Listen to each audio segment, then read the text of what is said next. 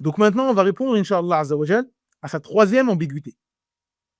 Donc la troisième ambiguïté, elle consiste à dire que le Coran, comme d'habitude pour lui, est faux. Pourquoi?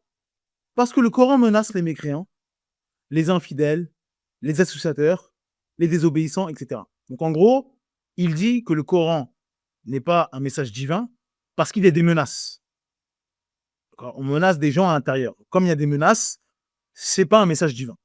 Avant de répondre à cette ambiguïté, subhanallah, qui n'est même pas une ambiguïté, parce que juste quand on énonce l'ambiguïté, on se rend compte à quel point c'est bête. Mais on va quand même répondre. Mais avant de répondre à ça, on va parler de leur manière d'agir. C'est une manière d'agir, encore une fois, on le répète et on va cesser de le répéter, qui est malhonnête. Ce sont des gens malhonnêtes. Si une personne vient devant nous en disant, voilà, moi, l'islam, c'est pas ma religion, je ne crois pas à ce message-là, j'ai pas grandi dans ça. Bref, toutes les excuses que certaines personnes disent pour ne pas devenir musulman. Entre guillemets, ça, la personne, on va la laisser de côté et on va faire nos affaires. Parce que lui dit, moi, ça m'intéresse pas. Ou j'ai lu le Coran, etc., je me suis intéressé, bon, c'est pas, voilà, je veux pas, je ne veux pas. Ben voilà, celui qui veut pas, ben voilà, on peut rien faire pour lui. Mais eux, ils viennent pas comme ça. Ils viennent en disant, l'islam, c'est faux, c'est pas la vérité. Il ne faut pas suivre cette religion-là. Donc nous, forcément, ça nous interpelle. Nous, on suit cette religion-là. On a donné notre vie, on a appris, on a lu. Ben, explique-nous pourquoi il ne faut pas suivre. Et ils viennent avec des arguments qui sont totalement nuls. Des arguments que si on regarde, eux-mêmes, ils le font. C'est là qu'on souligne la malhonnêteté. Parce qu'ils vont reprocher à l'islam des choses que quand on regarde, ils le font aussi. C'est ça le problème. Tu ne peux pas dire l'islam c'est faux parce qu'il y a la guerre. Et quand on regarde ta vie, ce que tu trouves être la vérité, il y a la guerre aussi. Donc tu n'as pas un problème avec la guerre, tu as un problème avec l'islam. Mais donc, dans ce cas-là, dis-le directement. Dis, je n'aime pas l'islam, je ne veux pas l'islam. Tu ne peux pas dire, regardez, l'islam s'est propagé avec la guerre, et toi, tu dis, moi, je suis, par exemple, français, nationaliste, pour moi, la France, c'est la vérité, etc. Et tu as des statuts de Napoléon. Napoléon, quand même, il n'a pas été connu pour étendre le territoire français avec des câlins, avec des poèmes. Tu n'as pas de problème avec la guerre, en fait.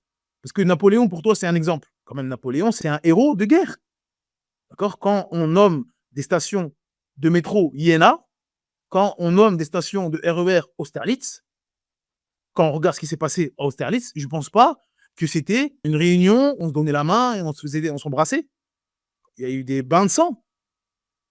Donc, tu n'as pas de problème avec la guerre en réalité. Tu as un problème avec l'islam. Donc, tu ne peux pas dire l'islam c'est faux parce que ça s'est propagé avec la guerre. Non. Dis, moi, j'ai rien contre la guerre. Ça dépend du message qui est véhiculé. Une guerre pour propager l'islam, ça ne me parle pas. Je ne veux pas de ça, je n'aime pas ça. Parce que je n'aime pas l'islam. Mais une guerre qui appelle aux valeurs de la France, qui permettent d'étendre le territoire français, là, ça me va. Dans ce cas-là, là, je vais dire, ok, d'accord. Chacun ses goûts, on va dire. Chacun ses héros. La France nomme des endroits, des lieux en France Austerlitz, et l'Angleterre nomme des endroits Waterloo. Et donc Waterloo, c'est la défaite de Napoléon, et Austerlitz, c'est la victoire de Napoléon. Ça, c'est les camps différents. Il n'y a pas de problème avec ça. Mais vous, c'est pas comme ça que vous venez. Vous venez en disant l'islam est faux parce qu'ils font la guerre. Et quand on regarde de votre côté, vous faites la guerre aussi. Et vous aimez la guerre. La guerre en fonction de votre message. Si vous estimez qu'un message vaut la peine de faire la guerre, vous allez dire c'est bien. Donc le débat, il n'est pas dans la guerre, le débat, il est dans le message. La malhonnêteté, elle est ici. Donc on va répondre, Inch'Allah, à son ambiguïté. Donc, il dit que le Coran n'est pas la vérité parce que le Coran menace les mécréants, les infidèles, les associateurs, les désobéissants. C'est vrai. Le Coran contient des menaces à l'égard de ceux qui rejettent la vérité, s'opposent au message divin ou commettent l'injustice et la corruption. Mais ça, est-ce que c'est spécifique à l'islam? Certainement pas. On va prendre un exemple simple que tout le monde connaît. Le code pénal français. Donc, le code pénal français, il est rempli de menaces. Il énumère toutes sortes de crimes et délits et annonce pour chacun une peine précise. La prison, une amende, une interdiction, un retrait de droit, etc. Donc, si je commence à lire le code pénal à haute voix, qu'est-ce que vous allez entendre comme phrase? Vous allez entendre « est puni de 15 ans de réclusion criminelle, est puni de la réclusion à perpétuité ». C'est normal, c'est un code pénal. Et donc, c'est donc un livre qui menace, lui aussi. Le code pénal, quand tu le lis, il te dit « si tu voles, tu auras ça. Si tu tues, tu vas avoir ça. Si tu violes, tu auras ça. » Et ainsi de suite.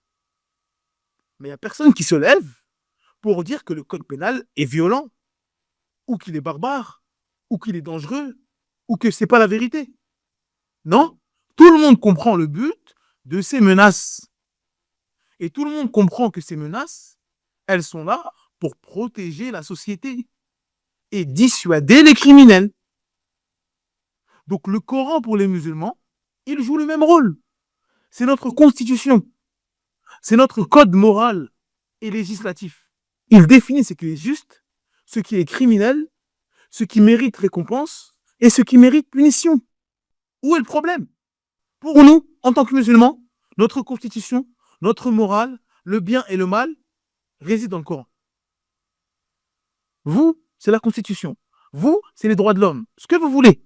Et dans chaque pays, c'est différent. La Corée du Nord, c'est pas pareil que la Russie. C'est pas pareil que la Chine. C'est pas pareil que le Pérou. Et ainsi de suite. Donc moi, en tant que musulman, je vais pas lire la constitution péruvienne ou australienne en disant c'est n'importe quoi. C'est rempli de menaces. C'est faux. Non, le problème, il n'est pas dans les menaces.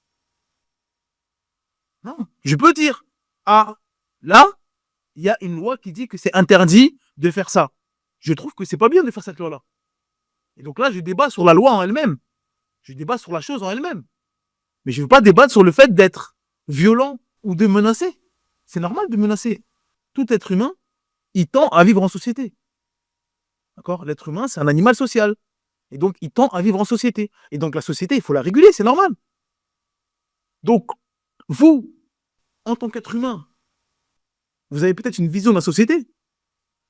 Et vous n'êtes pas d'accord avec le Coran. Et dans ce cas-là, soyez honnête. Dites voilà, l'islam appelle à combattre quelqu'un qui ne croit pas en Allah ou qui insulte le prophète. Moi, je ne trouve pas ça correct. Je ne suis pas d'accord avec ça. Et là, on va débattre. On peut débattre. On débat sur les idées, il n'y a pas de souci. Mais dire c'est mal, c'est pas la vérité. Parce que ça menace quelque chose qui est en opposition avec la société islamique, mais c'est normal en fait. Toute société va menacer celui qui est considéré comme une menace pour la société. C'est normal en fait. Donc le code pénal français estime que le voleur c'est une menace. Et ben il va donner des lois. Il va dire celui qui vole, on lui fait ça. Le code pénal français estime que le meurtrier c'est une menace pour la société. Il va dire donc le meurtrier on va l'enfermer. Et c'est normal en fait. Donc pourquoi vous reprochez à l'islam de faire ce que vous faites vous aussi? Vous menacez dans votre code pénal. Pourquoi nous, on ne menacerait pas dans notre code pénal à nous, qui est le Coran? Soyez juste. Si vous voulez débattre, il n'y a pas de souci. Nous, on dit que le voleur, il faut lui couper la main. Vous n'êtes pas d'accord. Ça, c'est un autre débat. Mais vous ne pouvez pas venir en disant c'est mal parce que vous menacez le voleur. C'est mal parce que vous menacez le mécréant. Et pourquoi? Pour nous, le mécréant, c'est un ennemi à la société. Comme pour vous, le tueur en série, c'est un ennemi à la société. Il est où le problème? Le problème, il n'est pas dans la menace. Le problème, il est dans, pour moi, il ne faut pas menacer celui-là. Ou pour moi, la menace est trop dure. Ou pas assez dure. Là, on débat. Pour moi, mettre 1 an de prison, 2 ans de prison, 3 ans de prison à un violeur, comme il se passe en France, des gens qui violent des enfants, etc., moi, je trouve ça ridicule. Mais on peut en débattre. Si vous trouvez ça bien, c'est votre choix. Nous, en islam, ça ne va pas durer longtemps. Il ne va pas faire long feu. Parce que, pour nous, ce genre d'individus sont des dangers pour la société. Donc là, le débat, il est ailleurs. Mais lui, il fait une vidéo pour dire l'islam, c'est faux. Pourquoi? Parce qu'il y a des menaces. Subhanallah. Dans le Coran, il y a des menaces. Et alors? Le Coran, c'est notre code pénal, notre code moral, notre code civil. Bien sûr qu'il y aura des menaces. Dans le Coran, on a notre vision de la société. Donc, comme on a une vision de la société, forcément, celui qui est un danger pour cette société-là, il va être menacé, c'est normal. C'est normal, en fait. Donc, encore une fois, ça, c'est des faux débats. C'est des fausses ambiguïtés. Parce qu'il ne faut pas oublier qu'en France, jusqu'en 1981, la France appliquait la peine de mort. Et donc, la France menaçait. Quand il y a la peine de mort dans un pays, c'est une menace. Et la France appliquait la peine de mort pour quel crime? Qu'est-ce qui pouvait vous emmener à la guillotine? Le meurtre aggravé, avec préméditation ou acte barbare. Le viol suivi de meurtre. Le vol à main armée avec meurtre. Trahison et espionnage. Crime militaire. Terrorisme. Infanticide. Complot contre l'État. Ça, c'est pas des menaces. Je vous parle pas d'il y a 200 ans. Je vous parle de 1981. Vos parents, vos grands-parents, en fonction de l'âge que vous avez, étaient vivants. Vous pouvez parler à des gens qui sont nés en 81. C'est pas vieux. Je ne l'ai pas dit en 1700, 1500, non. Et ça, l'État français, le code pénal, menaçait, peine de mort, ceux qui faisaient ces actes-là. Le meurtre, le viol, etc. Et donc là, il n'y a pas des menaces. C'est pas des menaces, ça. Si tu fais ça, je te tue. C'est des menaces. Il n'y a personne qui va trouver ça scandaleux, qui va dire « Ah non, il ne faut pas suivre le code pénal, parce qu'il y a des menaces. » Mais c'est normal, quand je dis le code pénal, je veux lire les menaces qu'il y a à l'encontre de celui qui a un problème pour la société. Et la France estime que le meurtre, le viol, le vol à main armée, la trahison et l'espionnage, les crimes militaires, le terrorisme, l'infanticide, les complots contre l'État sont des actes qui sont un danger à la société. Et donc, dans le code pénal, la France menace la personne qui est susceptible de faire ces actes-là. Il n'y a rien d'extraordinaire. Donc pourquoi vous venez critiquer le Coran d'une chose qui est tout à fait normale? Le suprémacisme, il est à son paroxysme. En gros, vous êtes le faux parce que vous n'êtes pas comme moi. Ce que vous estimez être mal, pour moi, c'est pas mal. Donc vous, c'est le faux, vous. Mais ça, c'est pas des arguments. On veut bien accepter ça. Toi, t'es la vérité, nous, on est le faux. Mais donne des arguments. Ton seul argument, c'est vous êtes le faux parce que vous pensez pas comme moi. Mais ça, c'est pas un argument. C'est pas un argument, ça. Je dis, ah, l'islam, c'est faux. Pourquoi? L'islam menace. Toi aussi, tu menaces. Toi aussi, tu es d'accord avec des menaces. Je ne pense pas que tu es contre la menace. Si je te demande, qu'est-ce que tu fais aux voleurs? Qu'est-ce que tu fais aux tueurs? Qu'est-ce que tu fais aux terroristes? Tu vas me dire, ah, on fait rien. On ne doit pas les menacer et les laisser vivre. Tu vas me dire ça? Non, tu vas les menacer. D'accord. Et donc, moi, quand je vais te dire, qu'est-ce que tu fais à l'apostat? Peut-être que toi, tu vas dire, moi, je veux rien faire à l'apostat. Ça, c'est toi. En fonction de toi. Si quelqu'un dit, moi, je veux pas rien faire à l'apostat, tu vas dire quoi? Ah, donc, toi, t'es dans le faux, toi. Toi, c'est faux, tu menaces. Tu menaces l'apostat. Donc, c'est pas la vérité. Mais pourquoi? Le fait qu'on ne soit pas en accord avec toi, on tombe tout de suite dans le faux. On est dans le faux. Sans argument. C'est toi la vérité incarnée? Il y a un problème. Donc, encore une fois, ce genre d'arguments, c'est des arguments qui sont nuls, mais on se doit d'y répondre parce que malheureusement, ça peut poser des ambiguïtés à certains musulmans. Mais, encore une fois, n'ayez pas honte de votre religion. N'ayez pas honte de votre religion. Notre code pénal, notre code civil, notre code moral, c'est le Coran.